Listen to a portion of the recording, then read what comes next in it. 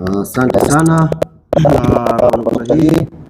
Niwakaribishe ndugu zangu waandishi wa habari kwenye mkutano huu ambao unafanyika hapa makao makuu ya klabu yetu Jangwani jijini Dar es Salaam.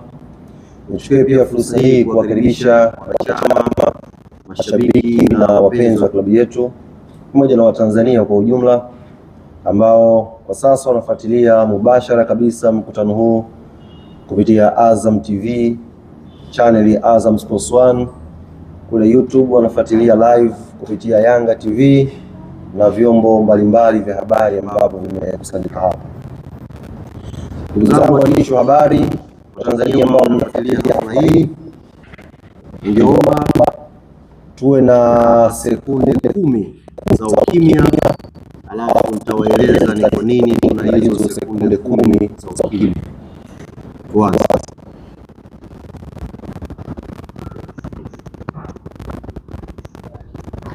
asante. Sekunde hizi ni kwa ajili ya kuwakumbuka watani zetu klabu ya Simba Sports Club ambayo tayari imeshaaga mashindano ya CAF Champions League msimu huu wa 2025-26. Mashindano waliyapenda, lakini out imewapenda zaidi.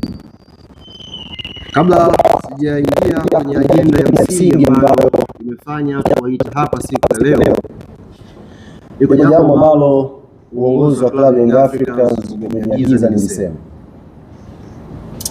Jana kupitia vyombo mbalimbali vya habari tulishuhudia moja ya tukio la hovyo kabisa kwenye mchezo wa mpira wa miguu, moja ya tukio la kihuni, moja ya tukio la kishamba zaidi kufanyika kwenye mchezo wa mpira wa miguu hapa kwenye ardhi yetu ya Tanzania.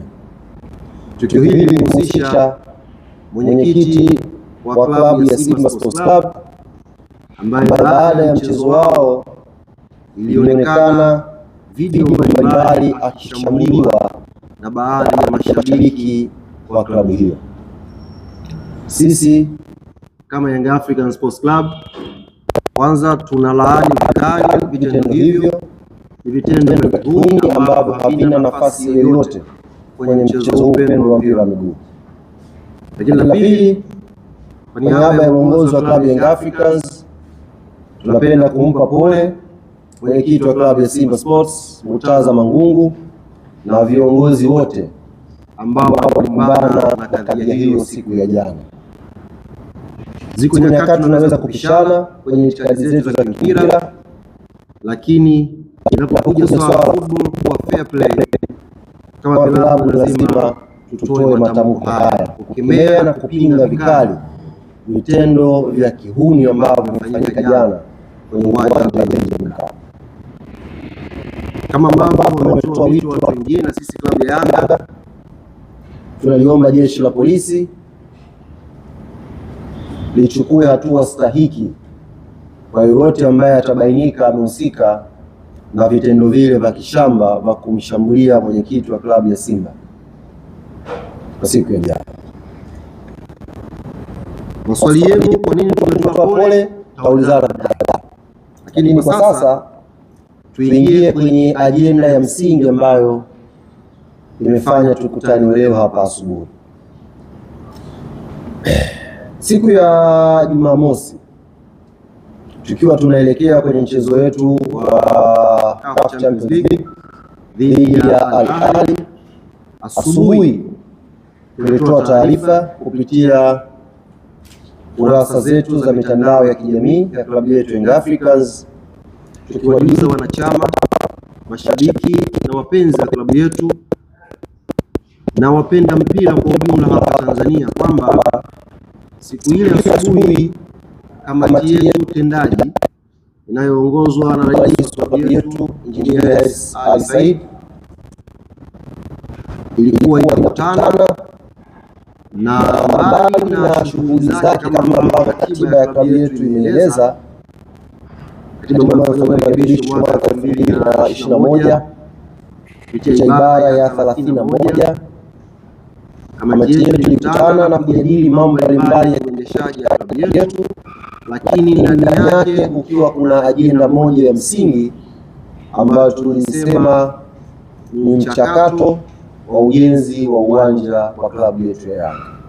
Na Jumamosi tukawataarifu wanachama wetu na Watanzania kwa ujumla kwamba kikao kile cha kamati tendaji kingeenda kutoa majibu ya mchakato mzima uliofanyika wa kumtafuta au kuitafuta kampuni taasisi ambayo imeshinda tena ya kushirikiana na klabu yetu na ujenzi wa klabu yetu hapa Jangwani. Kikao kilifanyika vizuri, na nichukue fursa hii kuwajuza ndugu zangu waandishi wa habari, kikao kile pia kilitoka na jina la mshindi aliyeshinda kwenye tenda hiyo ya ujenzi wa klabu yetu ya Young Africans. Lakini kabla ya taarifa ya mshindi, ningeomba dakika zenu chache kidogo niwapitishe mchakato ulivyokuwa. Na hiyo ndio desturi ya klabu yetu ya Young Africans Sports Club, na ndio sasa tuko nao. Kila hatua tunayofikia lazima tuwakumbushe tulipotoka na tuwaeleze kwa ukweli na uwazi mchakato mpaka ulipofikia. Nyote nyie ni mashuhuda. Moja ya ajenda kubwa ya uongozi huu wa Engineer Hersi Ali Said, mbali na kujenga timu imara, kuimarisha klabu yetu kiuchumi, kuwa na timu imara za vijana na wanawake, ya ahadi au alikuwa nayo rais wa klabu yetu sambamba na kamati yake tendaji inayomsaidia kwa majukumu yake ya kila siku kwenye kuendesha hii klabu, ilikuwa ni ujenzi wa uwanja wa klabu yetu ya Young Africans Sports Club. Na ajenda hiyo imepita katika hatua mbalimbali. Hatua ya kwanza ilikuwa ni kufanya tathmini ya eneo ambalo tuko nalo, tuone kwa standard ya uwanja ambao tunauhitaji sisi kama Young Africans Sports Club, je, eneo hili linatosha? Tathmini ile ilifanyika, na baadaye uongozi wa klabu ya Young Africans uligundua kuna eneo tunatakiwa tuongeze kidogo ili tuweze kukamilisha ajenda hii. Baada ya kubaini hilo, mchakato ukaanza kushirikiana na taasisi mbalimbali za kiserikali kutafuta nyongeza ya eneo hapa kwenye ardhi hii ya Jangwani ili tuweze kupata sasa eneo sahihi kwenda kwenye mchakato wa uwanja. Mchakato hii ilifanyika, na nichukue fursa hii na kuwapongeza viongozi wa serikali, tukianza na Rais wa Jamhuri ya Muungano wa Tanzania Daktari Samia Suluhu Hassan na wizara zake mbalimbali na watendaji mbalimbali ambao walitupa ushirikiano mpaka klabu ya Young Africans ikapata nyongeza ya eneo hapa makao makuu ya klabu yetu. Tukapata nyongeza ya ardhi. Na baada ya kupata nyongeza ya ardhi, hatua iliyofuatia ilikuwa ni kupata sahati ya kumilikishwa nyongeza ya ardhi hiyo. Na kwenye hafla yetu au tamasha la wiki ya wananchi, Afrika na dunia kwa ujumla ilishuhudia klabu ya Young Africans ikikabidhiwa hati ya nyongeza ya ardhi kwenye eneo hili. Na baada ya kukabidhiwa hati hiyo kutoka kwa serikali yetu Jamhuri ya Muungano wa Tanzania, uongozi wa klabu ya Young Africans, hatua iliyofuatia ilikuwa ni kwenda kutafuta sasa kampuni au taasisi ambayo ingeshirikiana nayo kwenye ujenzi wa uwanja wetu. Na mnamo Januari 9 mwaka huu 2026, klabu ya Young Africans ilitoa tangazo la kukaribisha makampuni na mataasisi mbalimbali kuja kuomba tenda ya kushirikiana na klabu yetu na kujenga uwanja wetu wa ndani. Taarifa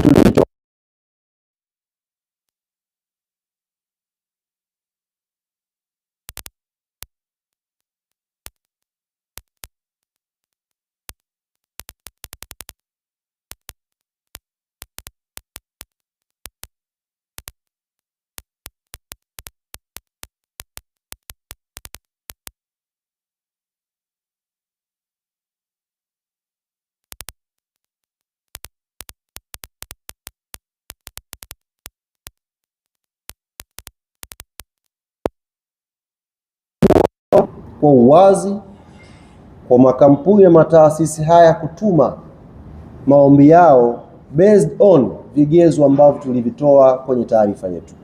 Kama nakumbuka taarifa ambayo tuliitoa ya kutangaza watu kuomba tenda hiyo, tuliweka pia na vigezo. Tuliainisha kwa mfano stadium capacity, tulisema aina ya kiwanja tunachokitaka, lakini pia tulimalert yeyote ambaye angetuma tenda ile vigezo ambavyo tungevitazama pia kwa kampuni yake au taasisi yake. Kwa hiyo baada ya kutoa vigezo vile na maombi kutumwa kwa wingi, tukawa na siku 14 kama za kuchakata maombi hayo, kuangalia ni wangapi wamekidhi vigezo vya kukabidhiwa tenda ya ujenzi wa klabu yetu Young Africans. Na kwa nukta hii, uongozi wa klabu Young Africans kupitia kamati yake tendaji ulikutana Jumamosi kama ulivyowajulisha hapo mwanzo, ukaenda kuchakata hilo jambo, na sasa wamekuja na mshindi ambaye ameshinda kwenye tenda hiyo. Nichukue fursa hii, ndugu zangu waandishi wa habari, wanachama, mashabiki na wapenzi wa klabu yetu Young Africans na Watanzania kwa ujumla, kuwatangazia kwamba kampuni ya GSM Tanzania Limited ndiyo kampuni iliyoshinda tenda ya ujenzi wa klabu yetu Young Africans. Naomba nirudie hapo. Baada ya kamati tendaji kupitia mchakato wote wa maombi yote ambayo yametumwa siku ya Jumamosi, viongozi wetu walimpitisha kampuni ya GSM Tanzania Limited kuwa mshindi wa tenda ya kujenga uwanja wetu wa Young African Sports Club. Sasa baada ya GSM kushinda na kamati tendaji kujiridhisha kwa vigezo vyote ambavyo tuliviainisha kwamba huyu ndiyo anastahili, nini hatua inayofuatia hapo mbele? Cha kwanza ilikuwa ni kuwajulisha GSM Tanzania Limited kwamba nyie ndiyo mmeshinda tenda hii ambayo mliiomba. Na baada ya kuwajulisha, tunakuja sasa hivi kujulisha pia na umma kwamba mshindi ni nani. Hatua inayofuatia baada ya kuwajulisha washindi wa hii tenda ni pande hizi mbili sasa kukutana. Pande ya kwanza ni pande ya klabu ya Young African Sports Club ambayo ndiyo inamiliki eneo hapa Jangwani jijini Dar es Salaam, na pande ya pili ni GSM Tanzania Limited ambayo yenyewe ndiyo inakuja sasa kujenga uwanja wa klabu yetu Young Africans. Naomba nieleweke vizuri hapa. Pande hizi mbili zinavyokwenda kukutana, na hili jambo ni jambo linalohusisha vitu viwili.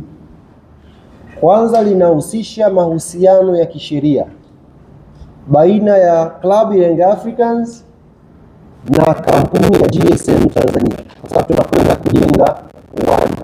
Kuna mashirikiano hapo yanaingiwa kati ya klabu na kampuni. Kwa hiyo automatic jambo hili linahusisha pia sheria. Viongozi wetu kupata uelewa wa kisheria sasa kwenye mashirikiano haya. Lakini jambo la pili, mahusiano haya kati ya Young Africans na GSM Tanzania Limited ni biashara.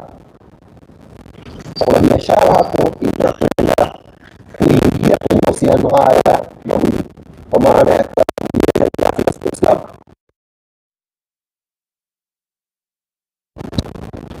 kwa biashara itakwenda kuingia. Kwa kuna vitu viwili hapo. Kuna sheria kwa maana ya kufahamu sasa modality ya kisheria ya mahusiano haya kati ya klabu hii ya Yanga na kampuni ya GSM. Tunawekaje hiyo kisheria? modality gani ni nzuri kuliendea hili jambo.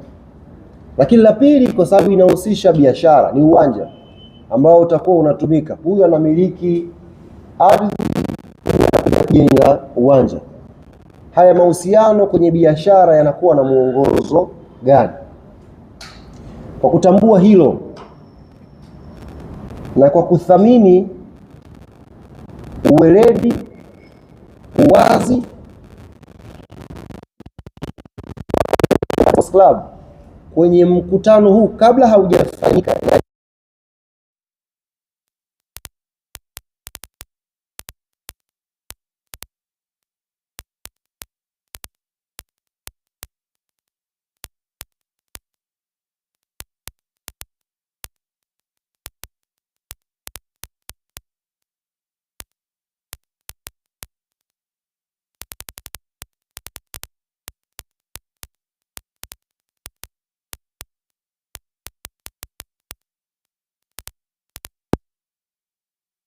wa kamati hiyo ambayo itatoka hapa kwenda kukutana na kampuni ya GSM Tanzania Limited, lakini kwa kuzingatia fakta mbili ambazo ni awali, kwa maana ya mlengo wa kisheria kwenye mahusiano haya na mlengo wa kibiashara,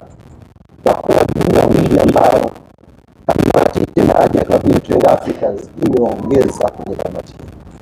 Jumbe namba moja ni mwanasheria msomi, mzoefu na mbobevu Alex Mgongolo, ambaye ameongezwa pia kwenye kamati hii, na specific anakuja kutoa ushauri wa kisheria kwa viongozi wetu wa klabu ya Young Africans, aina gani ya mahusiano ya kisheria kwenye mikataba tunatakiwa tusign na GSM Tanzania Limited. Lakini mjumbe wa pili ambaye ameongezwa kwenye kamati hii ni kaka yetu Ivan Tarimo, ambaye yeye anakuja sasa kutusaidia kwenye engo ya kibiashara. Wote mnamfahamu Ivan Tarimo, ana background nzuri ya business. Kwa yeye ameongezwa kuja kutusaidia kwenye engo ya pili. Engo ya kwanza ya kisheria, watu ambao watakuja kuleta ushauri kwa viongozi wetu, ameongezwa hapa. Lakini upande wa biashara sasa, mtazamo wa kibiashara kwenye mahusiano, ameongezwa kaka yetu Ivan Tarimo.